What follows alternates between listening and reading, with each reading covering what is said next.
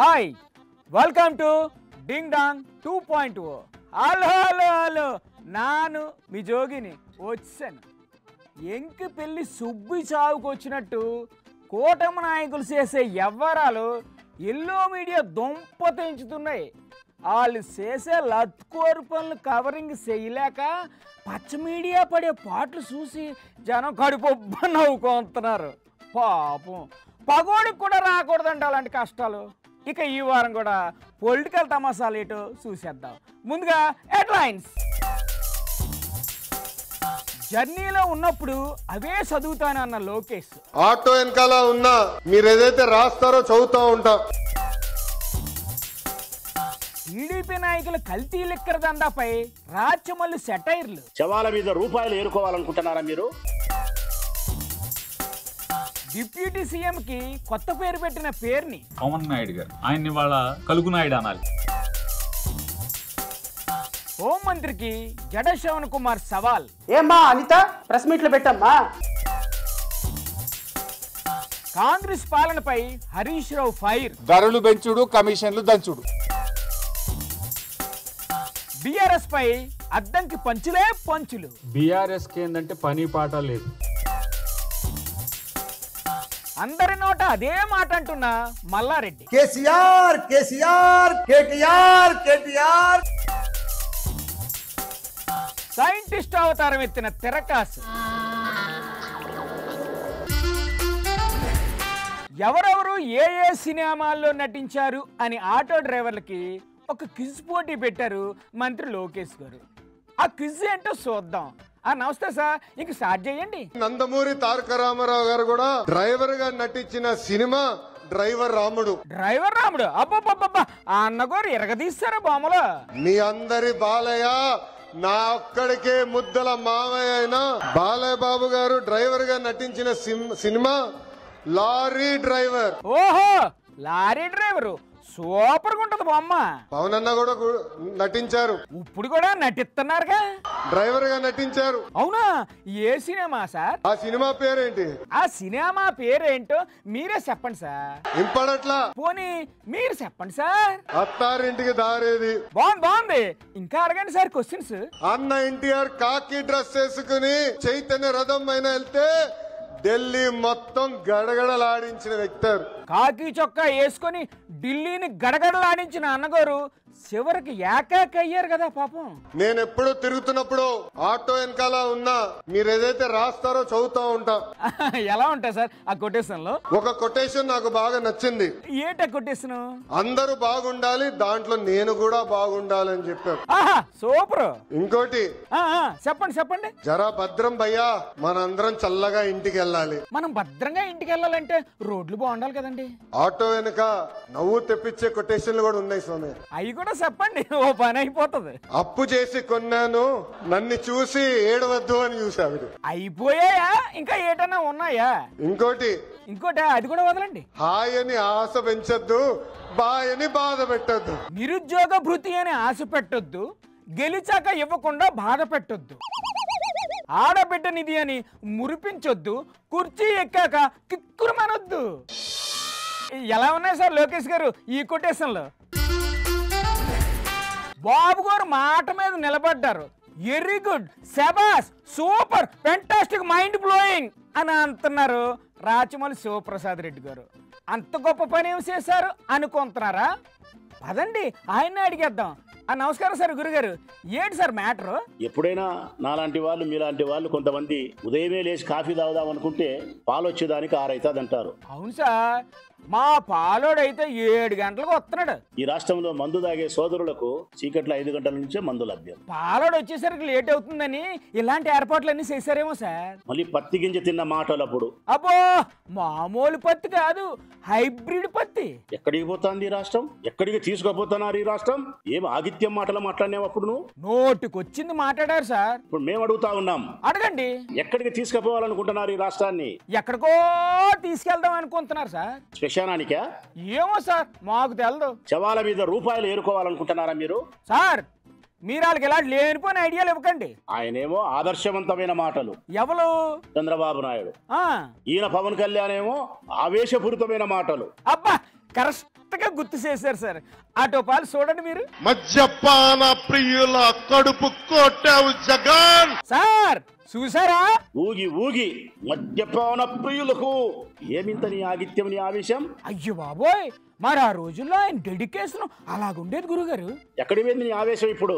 ఇంకిప్పుడు ఆవేశంతో పని ఉంది సార్. చల్లగా చల్లబడిపోయిందే? ఏమో సార్, మాకు తెలదు. చంద్రబాబు నాయుడు ఇచ్చే ప్యాకేజీ డబ్బులు తీసుకొని నీ ఆవేశాన్ని చల్లబరుచుకునేవా పవన్ కళ్యాణ్? చచ్చ ఆయన అలా చల్లబరుచుకునేవాడు కాదు సార్. మళ్ళీ ఏదో రోజు పాత ఆవేశం పుట్టుకొత్తది, మళ్ళీ పూనకు వచ్చినట్టు ఊగిపోతారు. మీరు చూస్తూ ఉండండి అలాగా. ఈయన చూసామా నకిలీ మద్యం. దాన్ని మళ్ళీ మీ పార్టీకే చుట్టాలని చూస్తున్నారు సార్, జాగ్రత్త. ఎన్నికల కంటే ముందు ఇచ్చిన హామీలలో ఏ ఒక్క పథకమైనా నువ్వు పూర్తిగా చేసినావా? ఎవరు బాబు గారా? ఏటో ఒక్కటి కూడా చేయలేదా? ఒక్క పథకం ఇచ్చినాడబ్బా.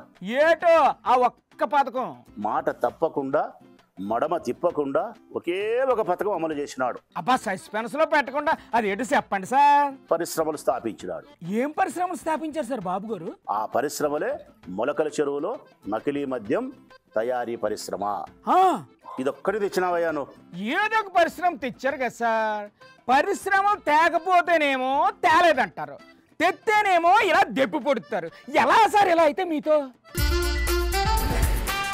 అక్కడ పేరు నాని గారు ఉన్నారు, ఏదో చెప్తున్నారు ఇందాం. నమస్తే గురువుగారు. పవన్ నాయుడు గారు. మీరు కూడా ఆయన్నే తగులుకుంటారా ఇప్పుడు? ఆయన్ని వాళ్ళ కలుగు నాయుడు అనాలి. కలుగు నాయుడా? అదేం పేరు సార్? ఆ కలుగు నాయుడు గారు కలుగులోంచి రాడు. అప్పుడప్పుడు వస్తున్నాడు కదా. ఎలక్షన్ల ముందు మాత్రం అసలు మామూలుగా రెచ్చిపోతాడు, ఊగిపోతాడు, తూగిపోతాడు. మరి ఇప్పుడు ఎక్కడ ఉన్నారు సార్? సార్ ఇప్పుడు లేరు, కలుగులో ఉంటారు కలుగు నాయుడు గారు. ఏం చేస్తాడు సార్ ఆయన కలుగులో? క్విక్ కైక్ మండం. అది కాదు సార్, ఆయన కలుగులో నుంచి బయటకు వచ్చి ఏం చెయ్యమంటారు? సుగాలి ప్రీతి వాళ్ళ అమ్మగారు రోడ్డు ఎక్కితే కలుగులో ఉంటాడు. వాళ్ళ అన్నయ్య గారిని బాలకృష్ణ గారు అవమానిస్తే కలుగులో ఉంటాడు. ఆడపిల్లలకి మానభంగాలు జరుగుతుంటే, అగాత్యాలు జరుగుతుంటే కలుగులోంచి బయటికి రాడు. సరే, కలుగులో ఉన్న వాళ్ళ గురించి ఎందుకు సార్ గొడవ? మొన్న బాబు గారు ఆటో డ్రైవర్లతో మాట్లాడారు, విన్నారా? ఓపదంకుడు ఉపన్యాసం మొదలెట్టాడు. ఇక కొట్టో అటువంటి ఛాన్స్ ఆయన వదులుకోరుగా. ఇక మామూలుగా కూర్చున్న ఆటో వాళ్ళకి చెవుల్లో రక్తం కారతమే. ఏమన్నా సరే బాబు గారు మాట్లాడుతుంటే వినాల్సిందే. ఇంతకీ ఏడు చెప్పారు సార్ ఆటో డ్రైవర్లకి? ఇక నుంచి ఆటో స్టాండ్లు అక్కర్లేదు తమ్ముళ్ళు, మీరు ఇంటికాడ పడుకోండి, యాప్ పెడతాను, యాప్ లో మీకు ఫోన్ వస్తుంది. ఫోన్ రాగానే వీళ్ళు ఏడు చెయ్యాలి? మీకు బేరాలే బేరాలు, అసలు మీకు అసలు ఖాళీ ఉండే పని లేదు చెప్పి మళ్ళీ ఆ మాట కూడా ఇప్పుడు మాట్లాడుతున్నారు. ఆల్రెడీ ఊబర్, ఓలా, ర్యాపిడో ఉన్నాయిగా. కంట్రోల్ రూమ్ ఏర్పాటు చేస్తా అంట. ఆ కంట్రోల్ రూమ్ నుండి ఏ ఆటో ఎక్కడుందో చూస్తుంటారా? కంట్రోల్ రూమ్ ఏర్పాటు చేసేసి ఆటోలు ఎక్కడ బేరం ఉంటే అక్కడికి ఈ ఆటో వాళ్ళని పంపించేస్తా అంటే, ఇదిగో నీకు బేరం ఉంది వెళ్ళిపో, నీకు బేరం ఉంది వెళ్ళిపో అని చెప్పని పంపించేస్తాడండి. ఆయన ఇంకో మాట కూడా మాట్లాడాడు. ఏం మాట సార్? ఆటో డ్రైవర్లకి, మ్యాక్సీ క్యాబ్ డ్రైవర్లకి వాళ్ళ పండగే పండగ అన్నాడు. పండగ? ఈ డైలాగ్ చూస్తే ఆటో వాళ్ళందరికీ ఒక డైలాగ్ గుర్తుకొచ్చింది. ఏమిటి డైలాగ్ సార్ అది? అదే సినిమాలో బ్రహ్మానందం గారు ఆలి అడుక్కుంటాకు వచ్చే 10 పైసలు ఎంత వేసి పండగ చేసుకు ఇవ్వాలంటాడు, లేదా రూపాయి వేసి. భలే ఉంటుంది సార్ ఆ కామెడీ. దగా చేసి పండగ చేసుకోమంటారా? ఏదో ఒక పండగ చేసుకోవచ్చు కదా సార్. లారీ డ్రైవర్లు, టిప్పర్ డ్రైవర్లకు ఇస్తా అన్నారుగా, ఇచ్చారా? మొదటి దానికి మొగుళ్ళు లేడంటే కడదానికి కళ్యాణం అన్నట్టు ఉంది. ఆటో డ్రైవర్లకే అంతంత మాత్రం అంటే మీరేడు సార్ లారీ డ్రైవర్లు, టిప్పర్ డ్రైవర్లు అని చెప్పి లిస్ట్ చదువుతారు? రాష్ట్రంలో అమ్ముతున్న నాణ్యమైన మందు మీద పరిశోధన చేశానని తన రీసెర్చ్లో భయంకరమైన నిజాలు బయటపడ్డాయి అంటున్నారు జై భీమ్ పార్టీ అధ్యక్షుడు జడ శ్రవణ్ కుమార్ గారు. నమస్తే సార్. ఏడు సార్ మీరు చేసిన పరిశోధన? ఇదిగో మద్యం బాటిల్స్. ఎక్కడ సార్ అవన్నీ? తెప్పించాను పొద్దునే. ఎందుకు తెప్పించారు? దీని గురించి మొత్తం రీసెర్చ్ చేశాను. ఏం తేలింది సార్ మీ రీసెర్చ్ లో? ఈ మందుల వల్ల, ఈ స్పిరిట్ వల్ల పడుకున్న వ్యక్తి తెల్లవారి లెగుస్తాడో లేడో తెలియని దుర్మార్గమైన పరిస్థితుల్లో ఈరోజు రాష్ట్రం ఉంది. అంటే ఆ మందు తాగితే అంతేనా?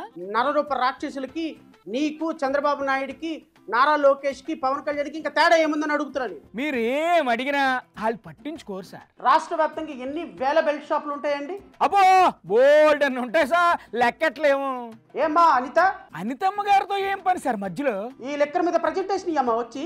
అంటే మొన్న మెడికల్ కాలేజీలో ఫోటోలు చూపిస్తూ పవర్ పాయింట్ ప్రజెంటేషన్ ఇచ్చినట్లు ఇమ్మంటారా? ఇస్తారు సార్. మేడంకి ఏమైనా భయమా ఏంటి? ప్రెస్ మీట్లు పెట్టమ్మా. పెడతారు సార్, ఆగండి కూసేపు, ఏమేమి పాయింట్లు ఉన్నాయో రాసుకోవాలి కదా. పవర్ పాయింట్ ప్రజెంటేషన్స్ ఇవ్వమ్మా. అరే కొంచెం గ్యాప్ ఇవ్వండి సార్. మేడం గారు వేరే ఏదో పనిలో బిజీగా ఉన్నట్టున్నారు, లేకపోతే ఈ పాటికే ప్రజెంటేషన్ ఇచ్చేసేవాళ్ళు. దమ్ము ధైర్యం ఉంటే రా, నర్సీపట్నం మెడికల్ కాలేజ్ ఎక్కడుందో చూపిస్తా అని హోంమంత్రి అనిత గారికి సవాల్ ఇసిరారు వైఎస్ఆర్సీపీ నాయకురాలు వరదు కళ్యాణ్ గారు. నమస్తే మేడం, చెప్పండి. ఉన్న మెడికల్ కాలేజీల భవనాలని లేవు అని చెప్తూ వీళ్ళు గ్రాఫిక్స్ చూపిస్తూ ఉన్నారు. ఎవరండి? హోంమంత్రి అనిత గారు. మేడం గారు అంతేలేండి, ఆమె శాఖ గురించి తప్ప అన్ని శాఖల గురించి మాట్లాడతారు అనర్గళంగా. అయితే ఇప్పుడు మీరు ఏం చెప్పదలుచుకున్నారు మేడం గారికి? ఆవిడకి ఒకటే నేను సవాల్ చేస్తూ ఉన్నాను. ఏట సవాలు? మీ సొంత జిల్లాలో జగనన్న కట్టిద్దాం అనుకుంటున్న ప్రభుత్వ మెడికల్ కాలేజీకి కేవలం ₹1 కూడా కేటాయించుకోలేని అసమర్థ హోంమంత్రిగా మీరుండి ఈరోజు ఏ మొహం పెట్టుకొని ఇలాంటి తప్పుడు ప్రచారం చేస్తున్నారు. అంటే మేడం గారు అంత కష్టపడి ఎక్కడెక్కడో ఫోటోలన్నీ చూపిస్తూ పవర్ పాయింట్ ప్రజెంటేషన్ చేశారు కదా. నిజంగా మీకు ధైర్యం ఉంటే మీరు గాని స్పీకర్ గారు గాని రండి. ఎక్కడికి రమ్మంటారు? నర్సీపట్నం మెడికల్ కాలేజ్కి వస్తే అక్కడ ఎలా ఉన్నాయి నిర్మాణాలు అనేది మేము చూపిస్తాము. ఆవిడ రారండి, మేడం గారు చాలా బిజీగా ఉంటారండి. కావాలంటే రేపో మాపో ప్రెస్ మీట్ పెట్టి పవర్ పాయింట్ ప్రజెంటేషన్ ఇస్తారు. ఓకేనా మీకు? ఓకేనా?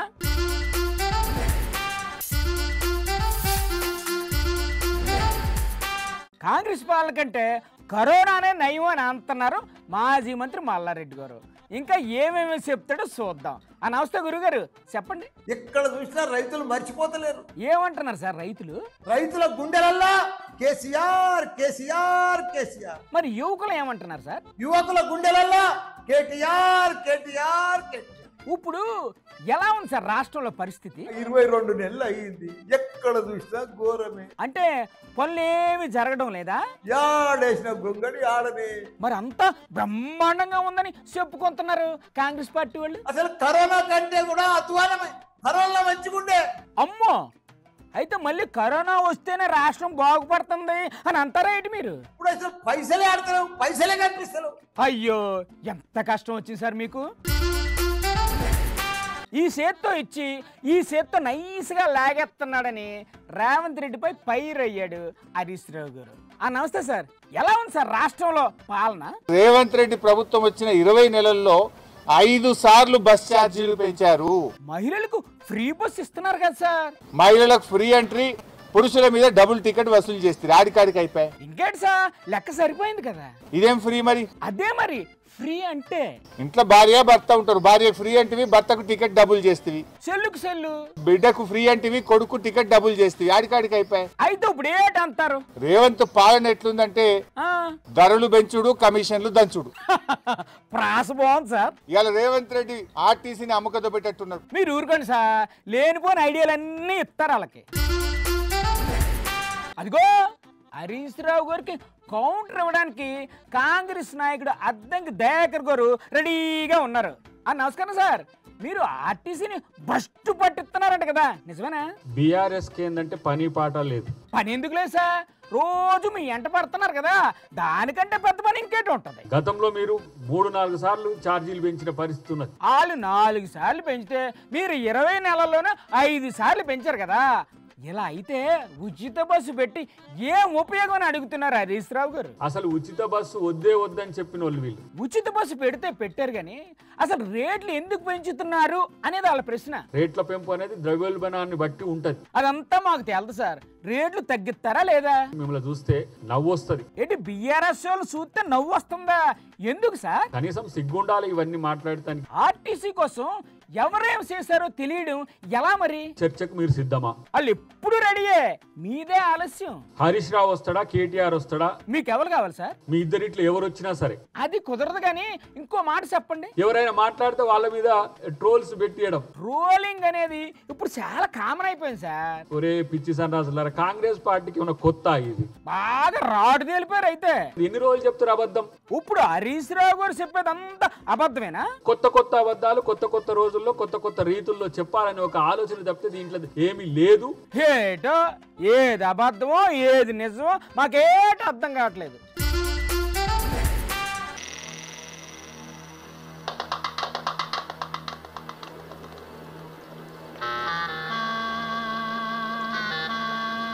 అరే మా తిరకాస్ అన్నయ్య సైంటిస్ట్ ఎప్పుడయ్యాడబ్బా?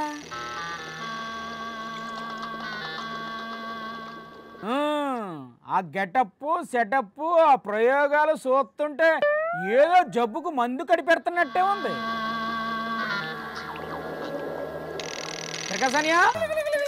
ఏం చేస్తున్నా నువ్వు? కుక్క తోక వంకరగా ఎందుకుంటది అని పరిశోధన చేస్తున్నాను జోగన్న. అక్కడ కుక్క ఎక్కడుంది అసలు?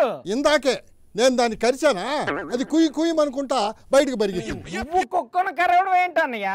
నాకేటి అర్థం కావట్లేదు. మరి లేకపోతే ఏందన్నా, ఇక్కడ నేను ఇంత సీరియస్ గా ప్రయోగాలు చేస్తుంటే ఏం చేస్తుండవు అని అడుగుతావేంది? కనిపించడంలా నేను ఇక్కడ ఏం చేస్తున్నాను? అది కాదన్నయ్యా. అబారి అబారి निकाक पेने काजी नफान्या मजारी बियो इटा कुचीवा वीकी मोजा जेडी तुमा पैसा क्वा गर्मसावा ప్రకాశనియా ఇప్పుడు నువ్వు ఏం మాట్లాడావు? నాకేట అర్థం కావట్లేదు. ఇది ఆఫ్రికా భాష జోగన్న. ఏట ఆఫ్రికా భాష? నీకొచ్చా ఆ భాష? మనిషి అన్నాక కాస్తంత కళాపోసన ఉండాలా, రిపోర్టర్ అన్నాక అన్ని భాషలు తెలుసుండాలా అని నువ్వే కదన్నా చెప్పావా? అందుకే నేర్చేసుకున్నా. ఇంతకీ ఏం మాట్లాడావా ఏజెంట్తో? ప్రయోగం ఎక్కడి దాకా వచ్చింది అని అడిగితే ఇంకా కూడా ప్రయోగ దశలోనే ఉంది అని చెప్పా. ఇప్పుడు నువ్వు ఏం కనిపెడదామని ఈ ప్రయోగాలన్నీ చేస్తున్నావు? మందు కనిపెడుతుండవు జోగన్న. ఏ మందు? దగ్గుమందా? దగ్గుమందు కాదన్నా, పిలకల చెరువులో తయారు చేశారే ఆ మందు. అంటే అదే నాణ్యమైన మందు తయారు చేస్తున్నాను. నీ దుంపదగా నువ్వు చేస్తున్న ప్రయోగం ఇదే. మరి ఏమనుకున్నావనా, రూపాయికి 100 రూపాయలు లాభం వస్తానా ఈ మందు అమ్మితే? జోగన్న ఒక్క నిమిషం ఆగో. అబారి ఈ జరీబియో లిమాకా మిలీకా కేశో నిటావాసి లిషా బేడా. అది కాదు తిరకాసనియా, ఇదంతా ఎక్కడ నేర్చుకున్నావు నువ్వు? నేర్చుకోవడానికి ఇదేమన్నా కోడింగా డ్రైవింగా జోగన్న? ఒక వాటర్ బాటిల్ తీసుకొని 1 స్పూన్ చక్కెర, 1/2 స్పూన్ ఉప్పు, 2 చుక్కలు నిమ్మరసం కలిపేసావు అనుకో, సరుకు రెడీ అయిపోతుంది. అది నిమ్మకాయ సర్బత్ కదా. దాన్నే నాణ్యమైన మందు అని స్టిక్కర్ వేసేసి 100 రూపాయలకి అమ్మేస్తాడు మా ఏజెంట్. తిరకాసనియా బాగా బరిదెంగించేసావు నువ్వు జోగన్న. మొన్న కెమిస్ట్రీలో 3 సైంటిస్టులకి నోబెల్ ప్రైజ్లు ఇచ్చారు కదా? అవును ఇచ్చారు. ఈ మందు తయారు చేసిన దానికి నాకు కూడా ఏమన్నా నోబెల్ ప్రైజ్ వచ్చే అవకాశం ఉందంటావా అన్నా? ఇప్పుడు మనం అప్లై చేసుకోవాలా లేకపోతే వాళ్ళే బిల్స్ ఇచ్చేస్తారా? నోబెల్ కాదు కానీ తీసుకెళ్లి జైల్లో వేసే అవకాశం మాత్రం 100% ఉంది. అన్నా ఒక నిమిషం ఆగో, ఈ బాటిల్లో ఏందో కెమికల్ రియాక్షన్ జరుగుతుందన్నా. అయ్యో తిరకాసనియా,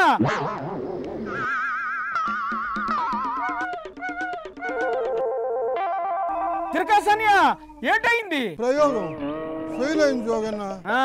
బాగా అయింది, బాగా చెక్క కుదిరింది. నోబెల్ ప్రైజ్ కావాలంటే నోబెల్ ప్రైజ్. వార్తలు తెమ్మని పంపిస్తే తిక్క తిక్క ప్రయోగాలన్నీ చేసుకుంటూ పెద్ద సైంటిస్ట్ లాగా బిల్డప్ ఎత్తావా? గుడ్ల గోబలాగా అక్కడే నిలబడి అలా చూస్తావేటి? ఇంటికెళ్ళి శుభ్రంగా స్నానం చేసి ఆఫీస్కి వచ్చాయి.